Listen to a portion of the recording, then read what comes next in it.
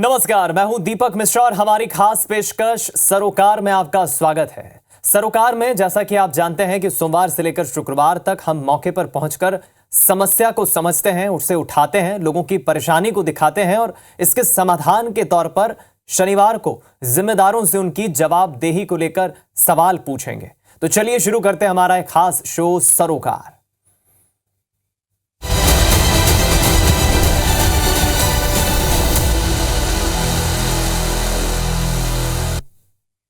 सरोकार में इस हफ्ते हम मानसून से पैदा होने वाली मुख्य समस्या जलभराव की बात कर रहे हैं। इससे पहले कि हम इस समस्या का जायजा लेने के लिए मौके पर पहुंचे, आइए आपको जल्दी से ग्राफिक्स के जरिए बताते हैं लोगों को इस आफत से, मानसूनी आफत से बचाने के लिए शासन प्रशासन की ओर से तैयारी पुख्ता करने के क्या दिशा निर्देश निर्धारित किए गए हैं। सभी विभागों की इंटर डिपार्टमेंटल बैठक करके जवाबदेही सुनिश्चित करना, साथ ही शहर के पानी निकासी के बड़े नालों की मशीन की मदद से सफाई की जाए, इस बात का ख्याल रखा जाए। दिशा निर्देश इस बात के हैं कि शहर के भीतर की बड़ी और छोटी नालियों की लगातार सफाई व्यवस्था होती रहे। नालियों के ऊपर बने अवैध निर्माण को हटाकर पानी निकासी सुनिश्चित की जाए। दिशा निर्देश इस बात के भी हैं कि शहरों के निचली बस्तियों में, निचले इलाकों में मानसून के पहले पानी निकासी के लिए जरूरी उपाय हों और जल भराव जैसी समस्या से निपटने के लिए कंट्रोल रूम की स्थापना कर नंबर्स जारी किए जाएं। जल भराव से निपटने के लिए आपदा प्रबंधन टीम का गठन किया जाए। वहीं मानसूनी बीमारियों को लेकर जागरूकता शिविर लगाया जाए।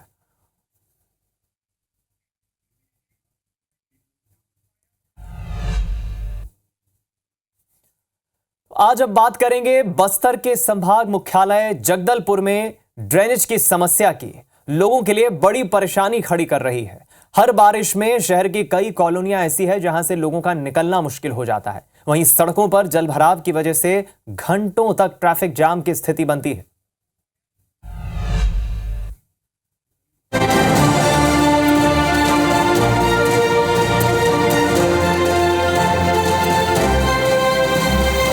जगदलपुर नगर निगम करीब 1.5 लाख की आबादी के साथ तेजी से विकसित हो रहा है। निरंतर आसपास के क्षेत्र में नए वार्ड और कॉलोनियां बढ़ रही हैं, लेकिन जल भराव जगदलपुर में एक बड़ा रोड़ा बना हुआ है।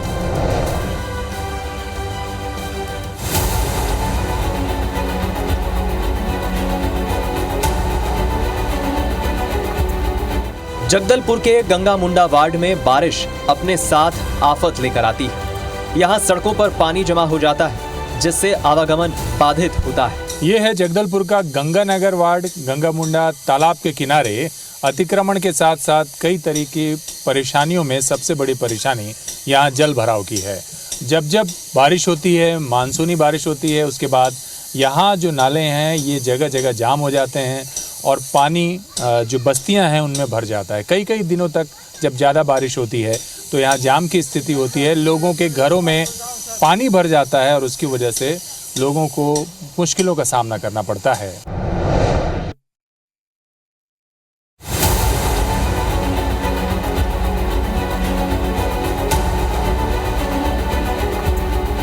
बारिश अपने साथ जगदलपुर में समस्याएं भी लेकर आती है। गायत्री नगर ऐसा इलाका है जो हर वर्ष बारिश में जलमग्न हो जाता है और यहाँ के रहवासी जल भराव के दंश झेलते हैं। ये इलाका है गायत्री नगर और जब जब बारिश होती है तो आप देखिए पहली ही बारिश के बाद ये तालाब बन गया है और आसपास पूरी बस्तियां हैं।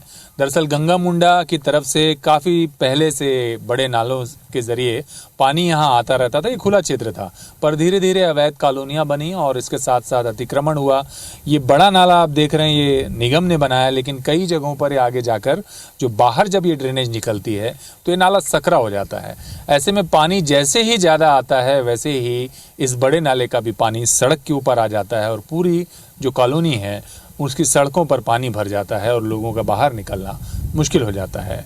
इस बार भी इसी तरह की समस्या है क्योंकि इस धीरे धीरे पूरा क्षेत्र रिहायशी होता जा रहा है। ऐसे में ड्रेनेज का कोई समाधान निकलता दिखाई नहीं दे रहा है। हालांकि प्रशासन का दावा है कि जल्द ही दलपत सागर और आसपास के क्षेत्रों में ड्रेनेज की व्यवस्था को बेहतर किया जाएगा, जिससे जल जमाव की समस्या यहाँ कम होगी।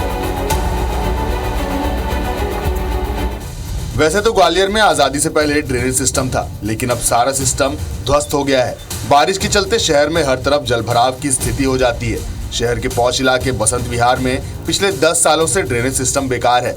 हालात ये हैं कि आधे घंटे की बारिश में ही 3 से 4 फीट पानी भर जाता है। मैं जहां पर हूं वो इलाका है सबसे पॉश इलाकों में शुमार है, लेकिन आप उसके हालात देखेंगे तो यहां पर 2 दिन पहले बारिश हुई थी, लेकिन 2 दिन पहले की बारिश में इस तरह के हालात हैं। आप देखेंगे कि पूरी तरह से इलाका है जलमग्न हो चुका है। हालांकि फायर ब्रिगेड से यहाँ पर पानी निकाला गया है, तो स्थिति ये है यानी कि उससे पहले घुटने तक पानी था, लोगों का घर से निकलना मुश्किल था। साल दर साल ऐसी परेशानी रहती है, लोगों को कितना मुश्किल होता है? अरे बहुत ज़्यादा मुश्किल होता है साहब, बिल्कुल होता है। और क्या, कोई सुनवाई नहीं हो रही इसकी। या मैं कहना चाहूँगा आप जरा कैमरे को घुमा के गड्ढे बताएं, बड़ी समस्या है। हमारी जो पब्लिक है वो बहुत ज़्यादा परेशान हो रही है इन गड्ढों के कारण। अभी जैसे बारिश और ज़्यादा बढ़ जाएगी तो ये पूरा भर जाता है, तो इसमें हमें ये पता नहीं चलता यहाँ पे गड्ढा कहाँ पे है। कि बारिश से ग्वालियर के बहुत बुरे हालात हैं। यहाँ पर आप देख सकते हैं कितने सारे गड्ढे हो रहे हैं। यहाँ पर नालियाँ नहीं है विकास के लिए, पानी जो बरसता है वो नालों में जा ही नहीं रहा। आप पीछे देख लीजिए, ये नाला बना हुआ है, इसमें विकास हो ही नहीं रहा। हाटीपुर इलाका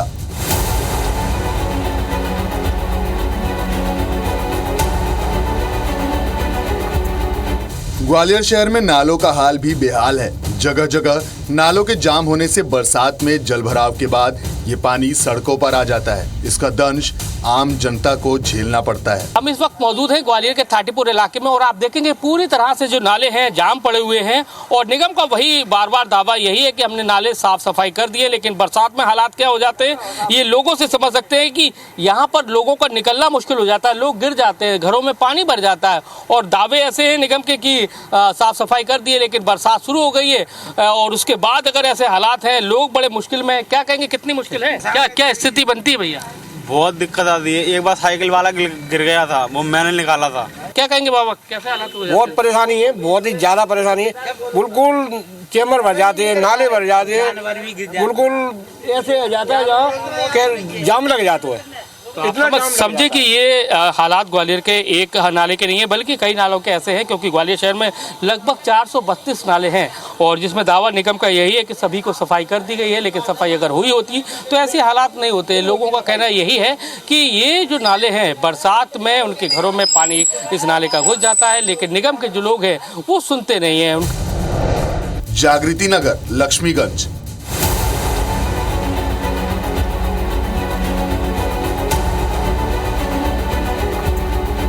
लक्ष्मीगंज के जागृति नगर में करीब 20 साल से लोग जलभराव की परेशानी से जूझ रहे हैं। यहाँ बारिश में 5 से 6 फीट पानी सड़कों पर आ जाता है। इस क्षेत्र में अगर आधे घंटे भी जोरदार बारिश हो जाए तो नालों से लेकर बरसात का पानी लोगों को घरों में कैद कर देता है। ग्वालियर के ये वो निचले इलाके हैं जहां पर बरसात के पानी से पूरा जलमग्न हो जाता है, यानी कि मैं जो बता रहा हूं आपको कमर के ऊपर तक से पानी होता है और ये हालात पैदा हो जाते हैं। और इस वक्त हम मौजूद हैं ग्वालियर के जागृति नगर में, तो लोगों से पूछ लेते हैं वो आखिर किस तरह से उनके घरों में भी पानी भर जाता है। कल जो बारिश हुई पानी घरों में भर गया और आप देखेंगे कि लोग हैं, इनसे समझ लेते हैं। इतना पानी चलता है ना तो इतने भाव से चलता है कि उसमें ना गाड़ी जो तुम्हारी 4 पहिया की गाड़ी है ना वो ही बह जाती है। हर साल ना पाशा जी देखते हैं ना विधायक जी देखने आते हैं।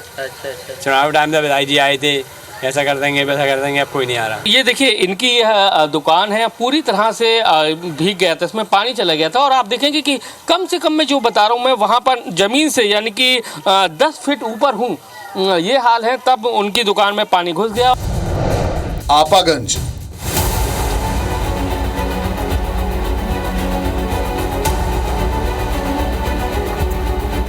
ग्वालियर में जल जमाव की समस्या 60 से 70 लोकेशन पर हर मानसून में आती है, जिसमें से एक है आपागंज। यहाँ सिकंदर कंपू, हेमसिंह परेड, मामा का बाजार और लाला का बाजार का पानी आपागंज से स्वर्ण रेखा नदी में जाता है। इस दौरान लोगों के घरों में जमकर पानी भर जाता है।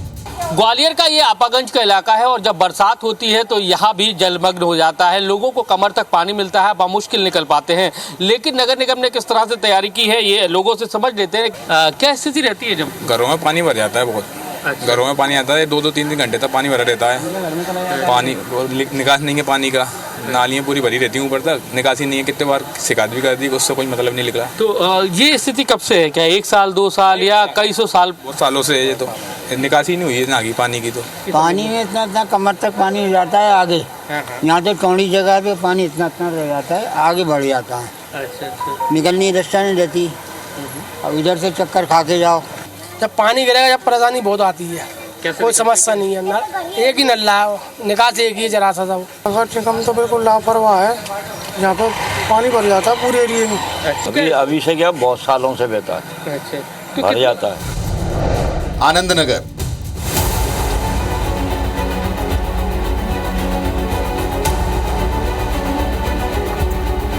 आनंद नगर को बसाने का काम ग्वालियर विकास प्राधिकरण ने किया था। वहां भी मानसून की पहली बारिश से हाहाकार मचा हुआ है। लोगों के घरों में पानी घुस गया है, तो वहीं सड़कों पर पानी भर गया है। मध्य प्रदेश के ग्वालियर शहर में 2 दिन से बारिश रुक रुक के हो रही है और हालात ये है कि आप आनंद नगर में देखेंगे तो यहाँ पर पानी है वो भर गया है। बरसात के पानी के साथ साथ में सीवर का पानी है और लगातार इनका कहना है कि वो नगर निगम के लोगों को चेता रहे थे कि यहाँ से सफाई किया जाए, यानी कि जो सीवर जो भरा हुआ है नालों में वो उसको निकाला जाए, नालों को सफाई की जाए, लेकिन उसके बाद नहीं की गई। और उसके बाद हालात आप देख सकते हैं कि किस तरह से ये जो सीवर का पानी है जो बरसात के पानी में मिक्स होकर अब रोडों पर आ गया है, लोगों का चलना मुश्किल है। भाई साहब, ये हालात कब से ऐसे हैं? ये हर साल जब भी वर्षा होती है और यहाँ इस तरह का है कि पानी भरता ही है और ऐसा भरता है। अभी तो जो उतर गया, रात भर पानी नहीं बरसा, संयोग बस नहीं, अभी घरों में पानी होता वहाँ तक। ये बगल में मंदिर है, इसी सीवर के और गंदे पानी में से मेरी माता बहनें निकलती हैं। जो श्रद्धालु वो मंदिर में जाते हैं तो क्या हालात है, बस से बदतर हालात हो रही है। बहुत गंभीर समस्या है। यहाँ कमर पानी भर जाता है। स्कूल में समर्थ बाल स्कूल बगल में ही है, बच्चे जो है गिरते हुए स्कूल पहुँचते हैं। इसके अलावा ग्वालियर के तारागंज, रॉक्सी पुल समेत कई ऐसे इलाके हैं जो बारिश में जलमग्न होते हैं। वहीं निगम शहर में इस जलभराव की समस्या पर खासा गंभीर मालूम नहीं होता। नासिर गौरी, IBC 24, ग्वालियर। तो देखा आपने, लोगों का कहना है हालात यहां बद से बदतर हैं। अब स्क्रीन पर आप हमारे 2 सहयोगियों को देख रहे हैं। ग्वालियर से नासिर गौरी हमारे साथ स्क्रीन पर दिख रहे हैं और दूसरी तरफ जगदलपुर से नरेश मिश्रा इस वक्त हमें दिख रहे हैं। सबसे पहले ग्वालियर का रुख कर लेते हैं। नासिर, अगर आप सुन पा रहे हो तो जरा मुझे बताएं, क्योंकि रिपोर्ट आपकी हमने देखी और आखिरी में रिपोर्ट के अंत में आपने जो इलाका बताया, लोग सड़कों से जलमग्न उस पर कुर्सी लगाकर जिस तरफ बैठे हैं और अगर लोग कह रहे हैं कमर तक पानी हर साल भर जाता है, क्या कर रहा है प्रशासन, कैसे इसका निदान होगा, लोगों का क्या कहना है?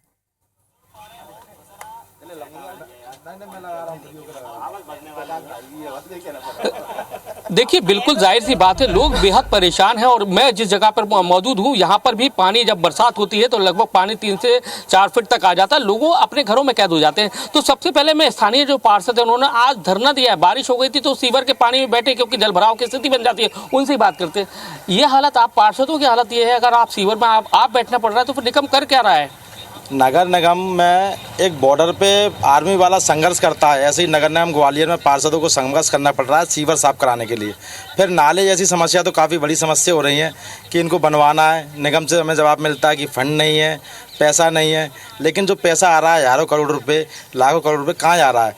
738 करोड़ रुपए के सीवर के लिए आए थे अमृत में, उन पर क्या काम हुआ? फेज़ 1 में, फेज़ 2 में आने वाले हैं। अभी लोग कितना परेशान है जहाँ पर खड़े हुए, क्या स्थिति, समाधान कैसे होगा? नासिर, जरा ये भी आप पूछिए लोगों से।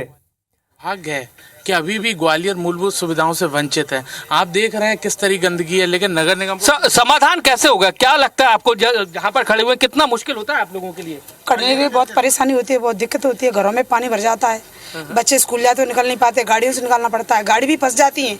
नाले के पास में गड्ढा हो रखा है, निकलने कितना मुश्किल होता है। नाला बगल से बह रहा है, जब बरसात होती है तो कितनी मुश्किल हो जाती है आप लोगों को? बहुत मुश्किल हो जाती है, निकल नहीं पाते, सब्जी लेने के भी लिए निकल पाते। तो आप इस बात को लेकर पार्षदों के पास जाते होंगे, महापौर के पास जाते होंगे, कमिश्नर के पास, क्या जवाब मिलता है? जाते कुछ जवाब नहीं मिलता, बन जाएगा ऐसे बोलते रहते हैं, कोई जवाब नहीं मिलता। मैंने हालत तो ये कि आपके पार्षद को धरने पर बैठने पड़ रहे हैं, तो क्या समझा जाए कि निगम सुनती नहीं है? आम आदमी से लेकर पार्षदों की नहीं सुनवाई हो रही है। हाँ सर, वो तो ये है कि पार्षद की नहीं सुनी तो हमारी आम जनता की कौन सुनेगा? ये बताओ आप। क्या लगता है जहाँ पर खड़े हुए हैं, यहाँ पर 5 फीट पानी हो जाता है, ऊपर निकलना मुश्किल हो जाता है, रोड ब्लॉक हो जाता है पूरा। काफ़ी समय से ये पुलिया बनी है और ये नीची हो चुकी है, नीचाई का अधिक है, और ऊंची होती तो निकलने करने में परेशानी नहीं होती। तो पुलिया ऐसी है जो टूट फूट रही है चारों तरफ से, अभी तक इसकी देख रेख कोई नहीं, चारों तरफ से बंद है। क्या कितनी मुश्किल होती है आप लोगों को? बहुत मुश्किल होती है साहब, यहाँ तो आए दिन आदमी गिरता है इसमें, ये मान के चलिए रोज के घटनाएं घटती हैं। इतना गंदा पानी है कि लोग निकले तो इन्फेक्शन हो जाते हैं उन लोगों को। क्या स्थिति एक साल की है कि हर साल इस तरह? हर साल ऐसी रहती है, पानी इतना हो जाता है, पानी से निकलना पड़ता है, बस उल्टी हो जाती है। जिन 10-12 लोगों से आपने अभी तक बात की है, उनकी बात को देखकर तो लग रहा है वो काफी नाराज है, और आम लोग तो छोड़िए साहब, पार्षद की सुनवाई नहीं हो रही है। समस्या पर वाकई प्रशासन को, नगर निगम को ध्यान देना होगा। इसीलिए IBC 24 ने इस शो के माध्यम से आवाज उठाई है लोगों की। आप बने रहे हमारे साथ, बातचीत जारी रखिएगा। नरेश मिश्रा का अब हम रुख कर लेते हैं, छत्तीसगढ़ के जगदलपुर से हमारे साथ जुड़े हुए हैं। नरेश, आपकी भी हमने रिपोर्ट देखी जगदलपुर से, जो आपने हालात दिखाए हैं हर साल बारिश में क्या हालात होते हैं। सवाल यही है कि जो समस्या है इसका निदान कैसे होगा, कैसे समाधान होगा, प्रशासन का क्या कहना है और आम लोगों का क्या कहना है?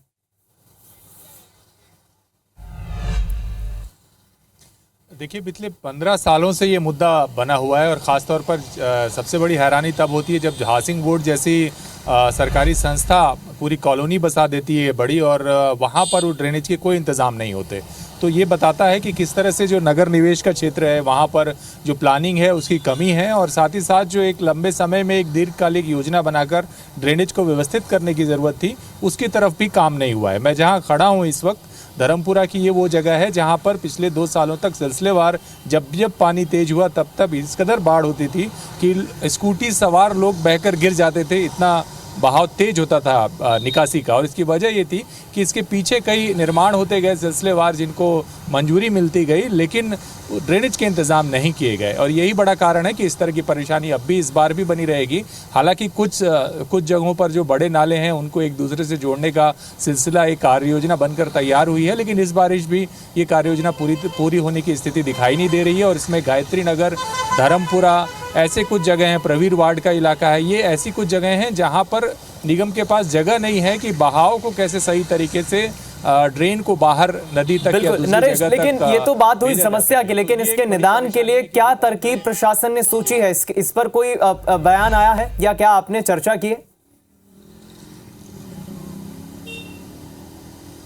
जी हाँ, देखिए, हमने निगम आयुक्त से भी इस मामले में बात की है, और उन्होंने कहा है कि बिल्कुल कार्य योजना बना ली गई है, और सिलसिलेवार जो बड़े नाले हैं उनको आगे एक दूसरे से जोड़ा जा रहा है, ताकि अगर भविष्य में जो पानी का बहाव जब ज़्यादा होता है तब उसकी निकासी सुरक्षित हो सके। और मैं आपको वही बता रहा हूँ कि कुछ बावजूद इसके, जैसे आप शहीद पार्क देखेंगे जगदलपुर का, तो यहाँ पर भी जो बड़े नाले हैं उनको साफ सफाई से लेकर बाकी तैयारी कर ली गई है, लेकिन गंगा मुंडा, हाउसिंग बोर्ड, गायत्री नगर का इलाका, इन सब जगहों पर जो एक बड़ी बसाहट बस चुकी है, वहाँ से बड़े नाले और छोटे नालों को कनेक्ट करके बाहर पानी निकालना अभी भी मुश्किल है। कार्य योजना बना ली गई है, ये अधिकारियों का कहना है, लेकिन ये कार्य योजना सिर्फ बनाने से कुछ नहीं होगा, धरातल पर ये सच्चाई दिखनी चाहिए, समस्या का हल होना चाहिए। बहुत शुक्रिया आपका नरेश, जगदलपुर से जुड़ने के लिए, और नासिर आपका भी शुक्रिया ग्वालियर से हमारे साथ जुड़ने के लिए। शनिवार को जरूर हम अधिकारियों से पूछेंगे, और इस पूरे हफ्ते सरोकार के इस खास शो में जो मानसून की समस्या, जलभराव की समस्या हम उठा रहे हैं, उसकी फाइनल रिपोर्ट शनिवार को पेश करेंगे। फिलहाल इस खास बुलेटिन में इतना ही। कल आप देखिए कोरबा और उज्जैन में होने वाली समस्याओं से लोगों की बढ़ रही परेशानी सरोकार में।